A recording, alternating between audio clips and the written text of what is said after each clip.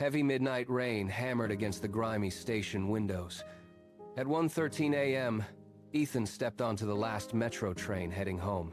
The entire platform was empty, and the car only held one quiet old man at the far end. Ethan slumped into an empty seat, pulled out his phone to scroll, only to find no signal at all. The train rumbled out of the station and pulled into the next stop. Doors slid open. No one got on.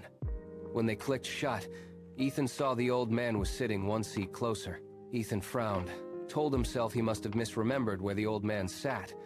The overhead lights flickered wildly, then the train plunged into a long tunnel, windows turning pitch black for an unsettling beat.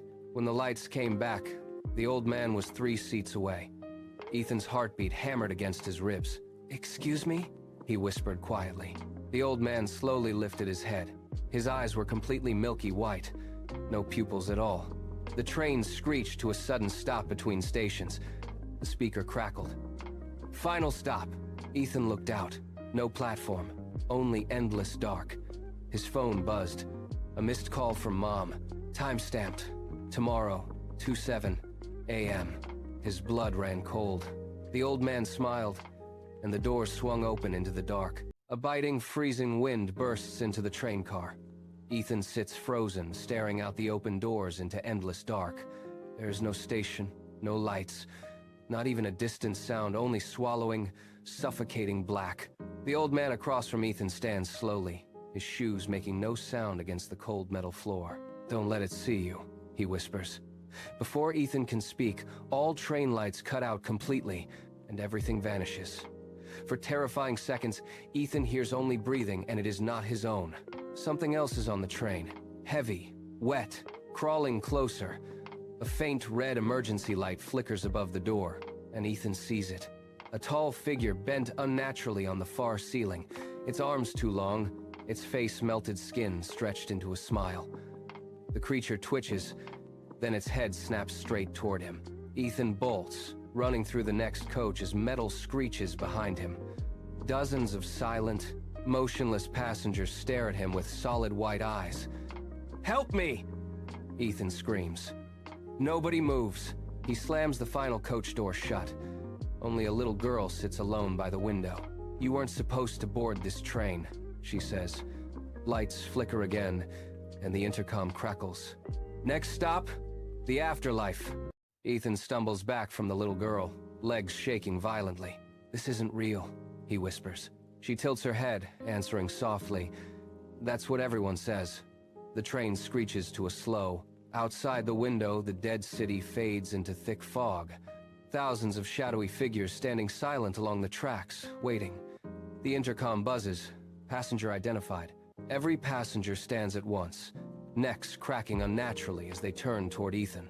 The old man appears in the doorway. "You still have one chance," he says quietly. Ethan grabs him, yelling, "What is this place? This train carries souls who were supposed to die. But I'm alive. Are you sure?" Ethan suddenly remembers. Rain, crossing the road, blinding headlights, a horn, then nothing. His stomach drops. The train stops, doors opening to a hospital room where doctors surround his own body on a stretcher. "You're between worlds. If your heart stops here, you stay forever." A doctor yells, "Clear!" Shadow figures shriek, passengers pound cracking glass. The old man shoves Ethan. "Run!" Ethan jumps through the opening doors and wakes screaming in a hospital bed.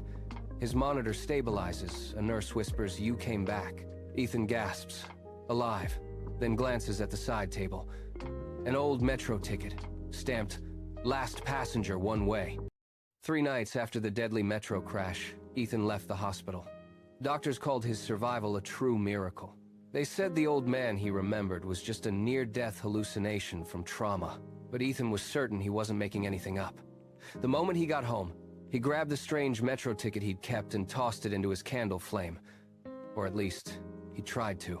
When the flame burned out, the ticket lay completely untouched, unchanged by the fire.